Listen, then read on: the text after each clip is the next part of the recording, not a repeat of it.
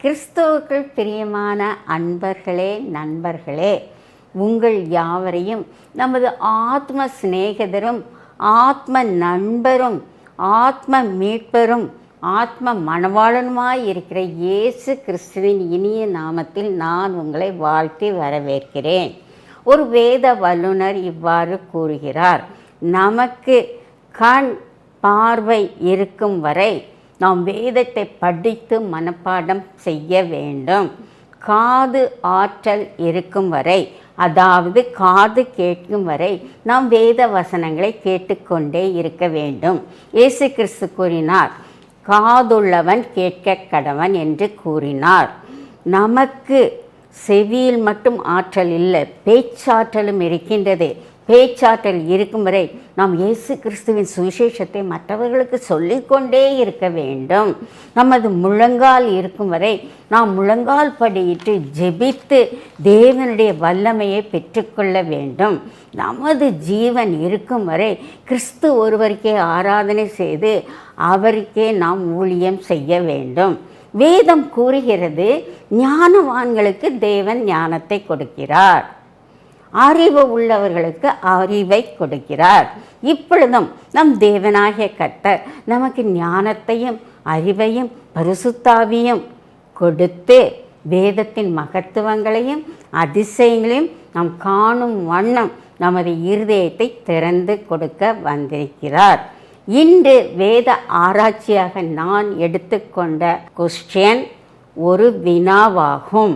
ஆம், வேதத்தில் அநேக வினாக்கள் இருக்கின்றது. அதில் ஒரு வினாவை இப்பொழுது நாம் தியானம் செய்ய இருக்கிறோம். எலிஷா தீர்க்கதரிசி சொன்ன அந்த கேள்வி, எலியாவின் தேவனாகிய கர்த்தர் எங்கே என்று எலிஷா தீர்க்கதரிசி கேட்கிறார். இதற்கு ஆதாரமாக நான் ஒரு வசனத்தை வாசிக்கிறேன், நீங்கள் அதை கேளுங்கள். 2 ராஜாக்கள் 2:14. எலியாவின் மேலிருந்த கீழே விழுந்த சால்வையை பிடித்து எலியாவின் தேவனாகிய கர்த்தர் எங்கே என்று சொல்லி தண்ணீரை அடித்தான். தண்ணீரை அடித்தவுடனே அது 2 பக்கமாக பிரிந்ததினால் எலிசா இக்கரைப்பட்டான். இந்த வசனத்தை 3 சத்தியங்களுடன் நாம் பார்க்க போகிறோம். முதலாவது முன்னுரை, அதாவது ஆரிஜின், கான்டெக்ஸ்ட் என்று கூறலாம். இரண்டாவது மனித குலத்தின் சவால், த சேலஞ்ச் ஆஃப் ஹியூமனிட்டி. மூன்றாவதாக அன்பு தேவனின் பதில், the response of our loving God. இந்த 3 சத்தியங்களை இப்பொழுது நாம் காணலாம். முதலாவதாக இந்த வசனம், இந்த கேள்வி எதால் கேட்கப்பட்டது என்று பார்க்கலாம். அதற்காக நாம் 2 ராஜாக்கள் 2ஆம் அதிகாரத்தை எடுத்து வைத்து கொள்ள வேண்டும். எலியா தீர்க்கதரிசி பரலோகத்திற்கு சுழல் காற்று மூலம் எடுக்கப்பட்டான். அப்படி எடுக்கும் முன் எலிஷா தீர்க்கதரிசியை பார்த்து, உனக்கு நான் என்ன செய்ய வேண்டும் என்று கேட்டான். இந்த எலிஷா எலியாவிற்கு பல வருடங்களாக ஊழியம் செய்து வந்தான். எனவே அவன் கேட்டான், எனக்கு இரட்டத்தனையான உம்முடைய ஆவியின் வரம் வேண்டும் என்று கேட்டான். உடனே எலியா தீர்க்கதரிசி கூறினார், நான் பரலோகத்துக்கு எடுத்து செல்லும் போது நீ என்னை பார்த்தால் உன்னுடைய விருப்பம் நிறைவேறும் என்று கூறினார்.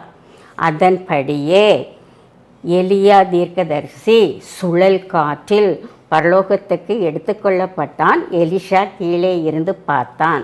அவனது சால்வை கீழே விழுந்தது. அதை எடுத்துக்கொண்டு யோர்தான் நதிக்கு சென்றான். அங்கு அந்த சால்வையால் யோர்தான் நதியை அடித்து, எலியாவின் தேவனாகிய கர்த்தர் எங்கே என்று கேட்டான். உடனே அற்புதம் நடந்தது.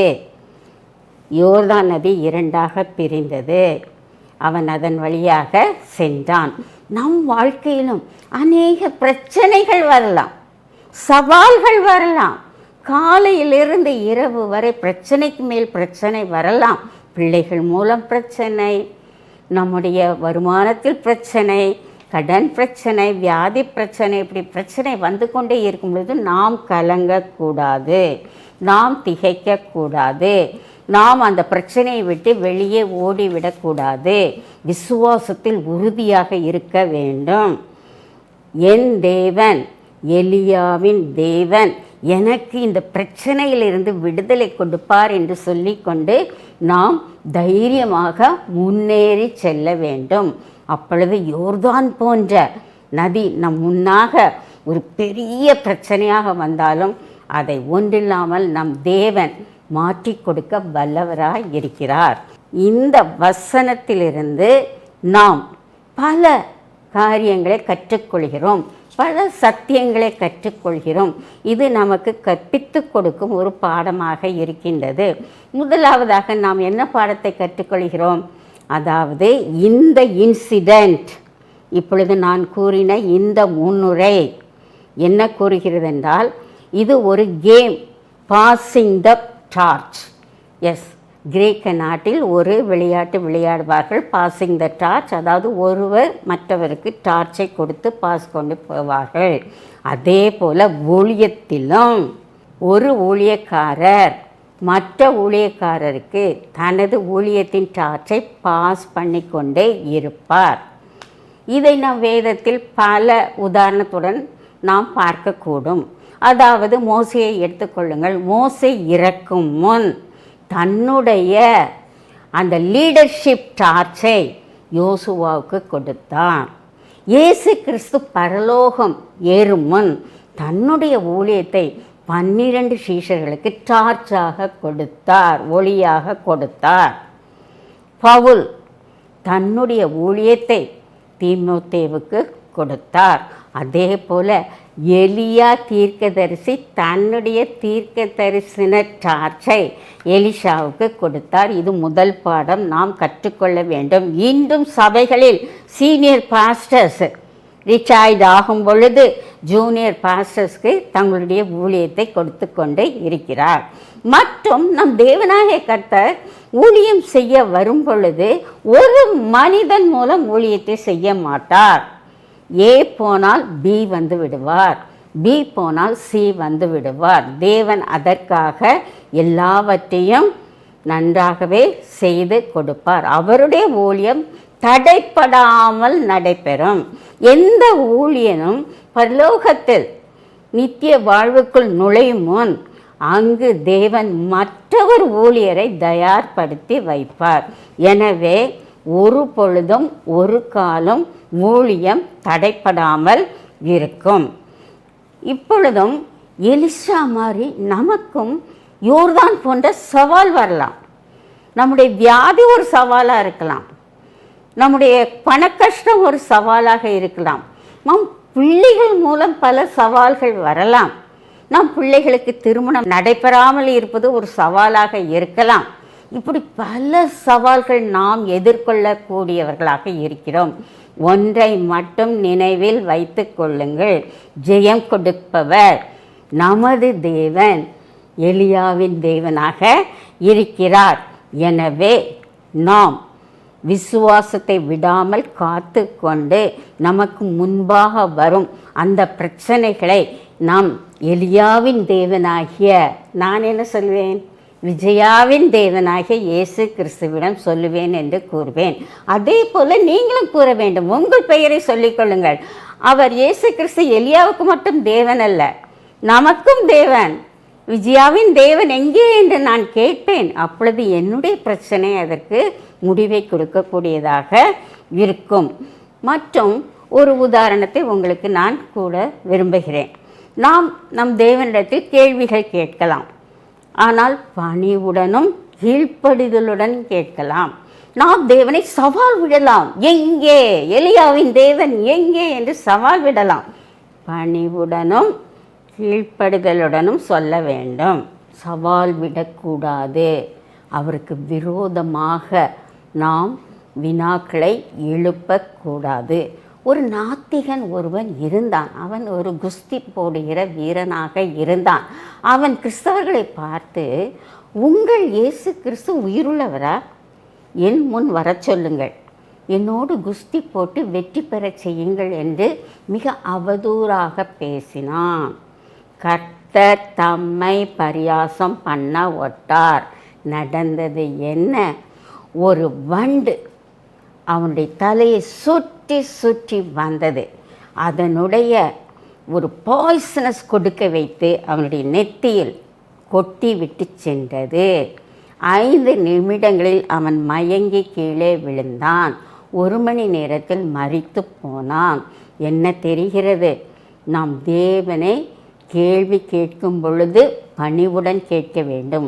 அவரிடத்தில் சவால் விடக்கூடாது, அவரை அவமதிக்கக்கூடாது. எலிசா மிக பணிவுடன் அந்த கேள்வியை ஒரு விண்ணப்பமாக செய்தார் என்று நாம் பார்க்கலாம்.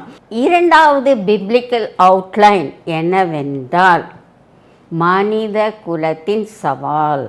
ஆம், நமக்கு பிரச்சனைகள், துன்பங்கள், தோல்விகள், ஏமாற்றங்கள் வரலாம். அப்பொழுது என் தேவன் எங்கே? என் இயேசு கிறிஸ்து எங்கே? ஏன் என்னுடைய தோல்வியை அவர் வெற்றிகரமாக மாற்றவில்லை என்று நாம் அங்கலாய்க்கலாம். இதுதான் மனித குலத்தின் சவாலாக இருக்கின்றது. அப்பொழுது நாம் யோசபாத் போல செயல்பட வேண்டும். யோசபாத் ஒரு யூத ராஜா. அவரை பற்றி 2 நாளாகமம் 20ஆம் அதிகாரத்தில் கொடுக்கப்பட்டிருக்கிறது. அவன் கர்த்தருடைய பார்வைக்கு செம்மையானதை செய்தான். எனவே கர்த்தர் அவன் மேல் பிரியமாயிருந்தான். அந்த நேரத்தில் மோவாபியர்களும் அம்மோன் புத்திரரும் அவனுக்கு எதிராக படையெடுத்து வந்தார்கள். அப்பொழுது அதை பார்த்து அவன் பயந்து விட்டான். என்றாலும் தேவனிடம் முறையிட்டான். ஆண்டவரே, இந்த பெரும் படைக்கு முன்பாக என்னால் ஒன்றும் செய்ய முடியாது. நான் பலனற்றவனாய் இருக்கிறேன். நீதாமே எனக்கு உதவி செய்ய வேண்டும். என்றாலும் என்னுடைய கண்கள் உண்மையே நோக்கி கொண்டிருக்கிறது என்று கூறினான். எனவே கர்த்தர் அவனுக்கு வெற்றியை கொடுத்தார். இதே போல நம்முடைய பிரச்சனைகளின் மத்தியில் எலியாவின் தேவன் மற்றும் உங்கள் பெயரை சொல்லிக்கொண்டு அந்த இயேசு கிறிஸ்துவை நோக்கி நாம் பார்க்க வேண்டும். எலியாவின் தேவன் யார்? எலியாவின் தேவன் அற்புதங்களை செய்கிறவர், விண்ணப்பத்தை கேட்பவர். ஆம், எலியா தீர்க்கதரிசி 8 அற்புதங்களை செய்தான். அதில் ஒன்று கர்மேல் பர்வதத்தில் நடந்த அற்புதம். அங்கு 1 மேன் ஆர்மி, எலியா மட்டும் தனியாக நின்னான். வாகால் தீர்க்கதரிசிகள் நின்றார்கள். என்றாலும் வானத்திலிருந்து அக்கினியை வரவழைத்து அவன் கர்த்தரே தெய்வம், கர்த்தரே தெய்வம் என்று மக்களை அறிக்கையிட வைத்தான்.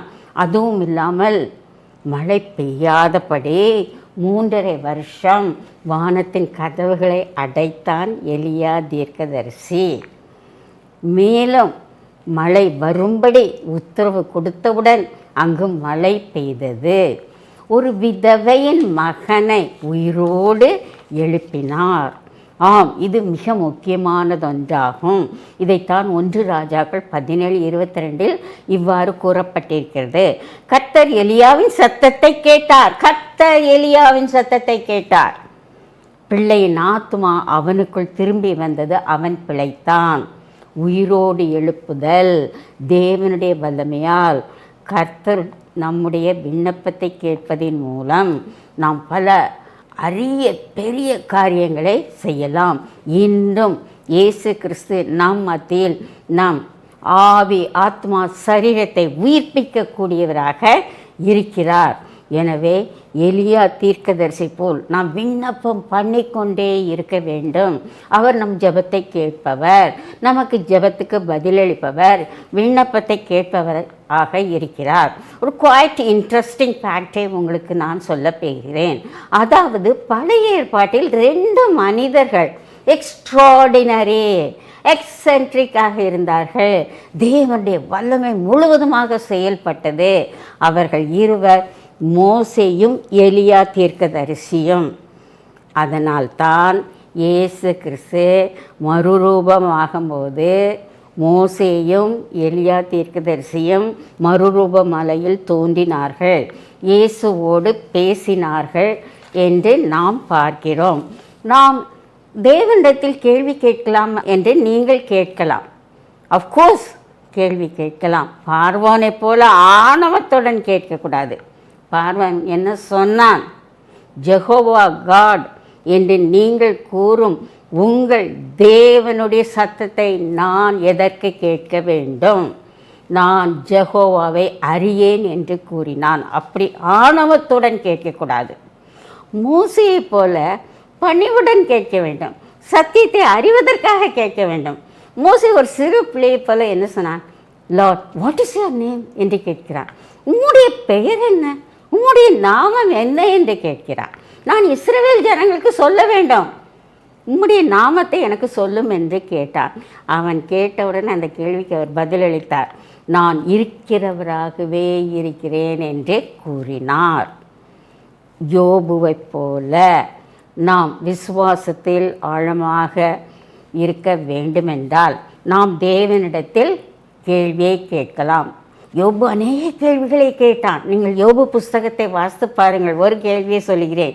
தேவனுக்கு முன்பாக மனிதன் நீதிமானாய் இருப்பது எப்படி?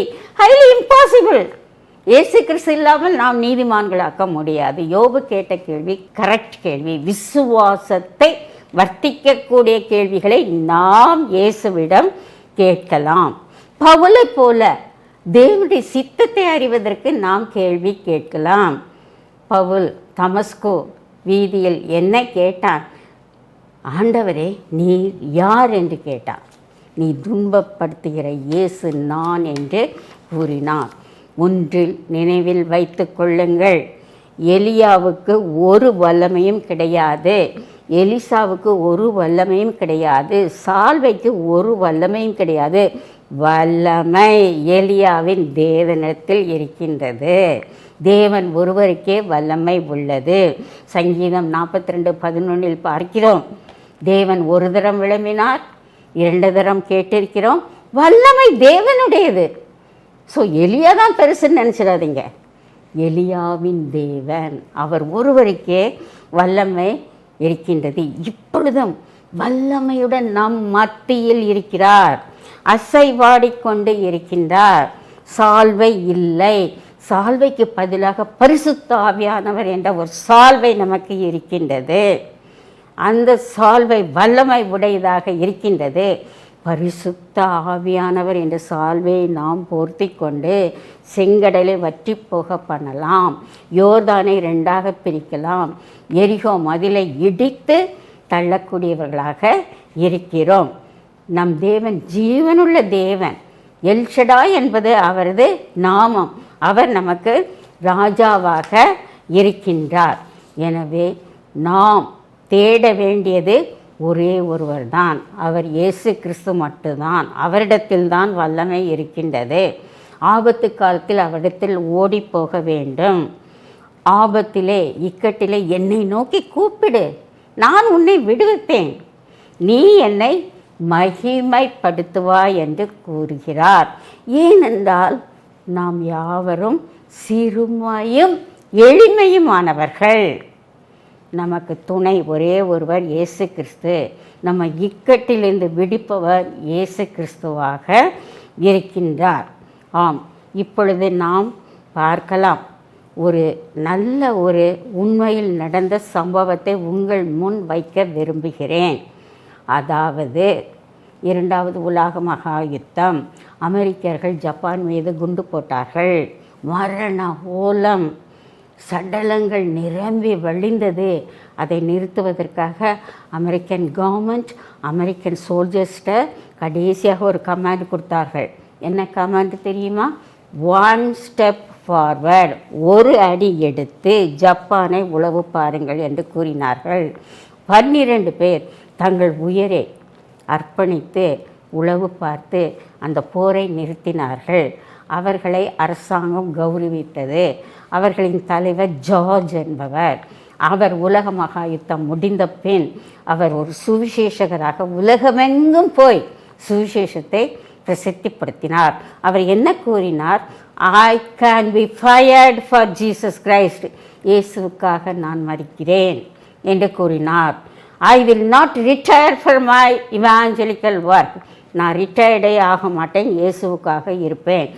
எப்படி எலியா தீர்க்கதரிசி பரலோகத்துக்கு ஏறும் வரை தீர்க்கதரிசியாக இருந்தாரோ, அதே போல் நாமும் பரலோகத்துக்கு எடுத்துக்கொள்ளும் வரை தேவன் ஒருவருக்கே ஊழியம் செய்யக்கூடியவர்களாக இருக்கிறோம். மூன்றாவது அவுட்லைன் என்னவென்றால், தேவன் நமக்கு பதிலளிப்பவர். The response of God. அவர் நமக்கு பதிலளிக்கும் தேவனாக இருக்கின்றார். நம் ஊழியத்தில் அவர் பதிலளிப்பார். நம் மத்தியில் அவர் அற்புதங்களையும் அடையாளங்களையும் செய்வார். அவர் பதிலளிப்பது உடனடியானது, இன்ஸ்டன்டேனியஸ், இம்மீடியட், ப்ராம்ப்ட். உடனே செய்வார். அவன் அடித்தான், யோர்தான் 2 பிளந்தது. எனவே நாமும் இயேசுவிடம் மிகவும் எலியாவை போல நாமும் பாடுள்ள மனுஷனாக இருந்தாலும் நாம் என்ன செய்ய வேண்டும்? தேவனிடத்தில் நம் விண்ணப்பத்தை சொல்ல வேண்டும். அப்பொழுது அவர் என்ன செய்வார்? நமக்கு உடனடி பதில் கொடுக்கக்கூடியவராக இருக்கிறார். இந்த எலிஷா தீர்க்கதரிசி முதல் அற்புதம் யோர்தானை பிறந்தார். 2வது அற்புதம் என்னவென்றால், ஒரு கெட்ட தண்ணீரை ஆரோக்கியமான தண்ணீராக மாற்றினார். அது 2 ராஜாக்கள் 2:21 கொடுக்கப்பட்டிருக்கிறது. அவர் என்ன சொல்றார்? நான் ஒரு உப்பை எடுத்து போட்டேன், கர்த்தர் சொன்னார். கர்த்தர் சொன்னார். கர்த்தருடைய வல்லமை அந்த உப்பில் இருந்தது.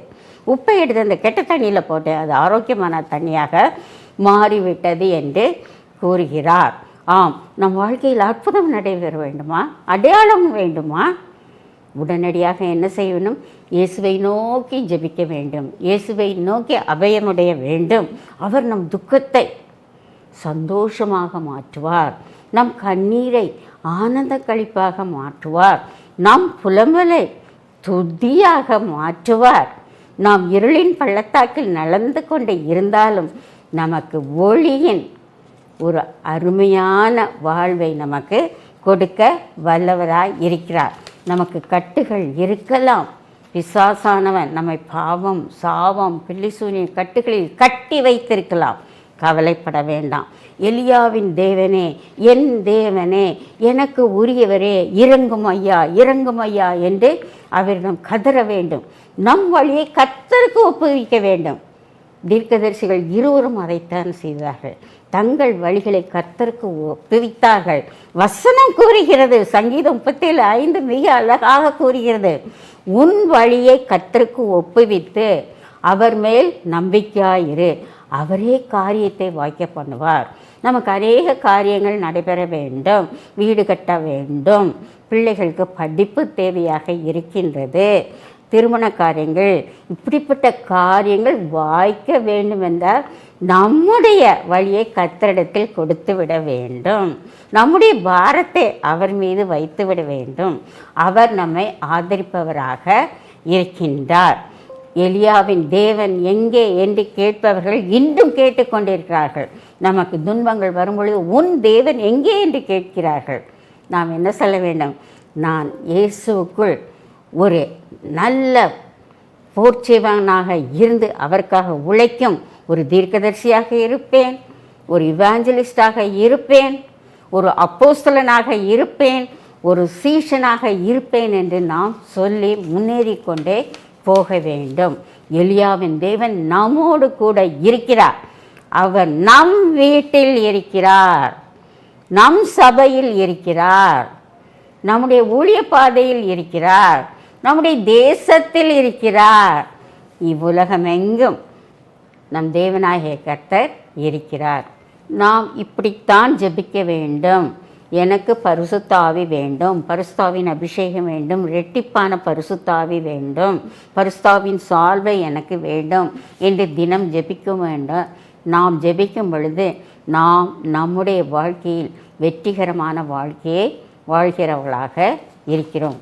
ஸோ ஒன்று நன்றாக நினைவில் வைத்து கொள்ளுங்கள், எலியாவின் தேவன் நம்முடைய தேவன்.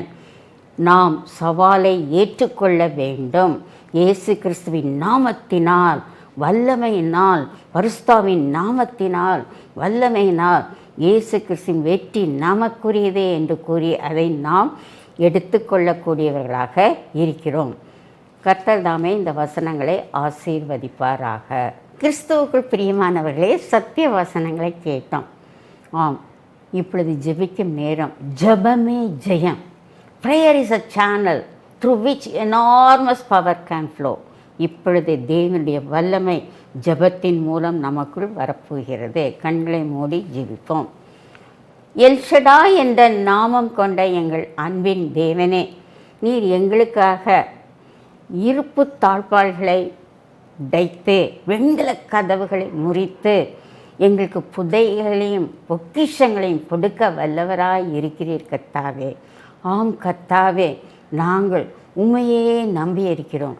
நீர் எங்களுக்கு நம்பிக்கையும் அருணுமாய் இருக்கிறீர். எங்கள் நம்பிக்கையை நாங்கள் பின்வாங்கி போகாதபடி நாங்கள் எப்பொழுதும் எலியாவின் தேவன் எங்களோடு கூட இருக்கிறார் என்ற ஒரு விசுவாசத்துடன் செயல்பட கிருபை புரியும் கர்த்தாவே. ஆம் கர்த்தாவே, நாங்கள் உம்முடைய நாமத்தின் மூலம் அற்புதங்களையும் அடையாளங்களையும் செய்ய நீதாமே எங்களுக்கு வல்லமையை கொடும் கர்த்தாவே. உம்முடைய பரிசுத்த ஆவியின் மூலம் அது எங்களுக்கு ஒரு சால்வையாக எங்களுக்கு உடுத்து வைத்து அதன் மூலம் நாங்கள் பலம் கொண்டு உமக்கு சாட்சியாய் உலகமெங்கும் போய் சுவிசேஷத்தை பரப்ப கிருபை புரியும் கர்த்தாவே. எங்கள் வாழ்வு உமக்கு. எங்களுடைய மூச்சு இருக்கும் வரை, எங்களுடைய ஜீவன் இருக்கும் வரை, எங்களுடைய கடைசி இரத்த ஓட்டம் ஓடும் வரை நாங்கள் உழைக்க பிழைக்க கிருபை புரியும். உமது நாமம் மட்டுமே எங்கள் மூலம் மகிமைப்பட கிருபை புரியும். இயேசுவின் இன்ப நாமத்தில் கேட்டுக்கொள்கிறோம் கர்த்தாவே. ஆமென், ஆமென்.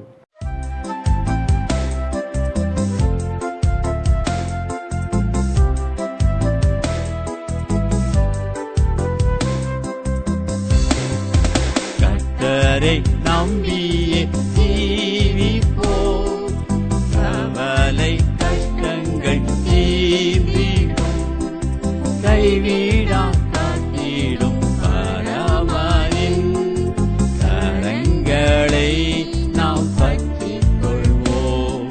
கைவிடா காத்திடும் பரமனின் கரங்களை நாம் பற்றிக் கொள்வோம்.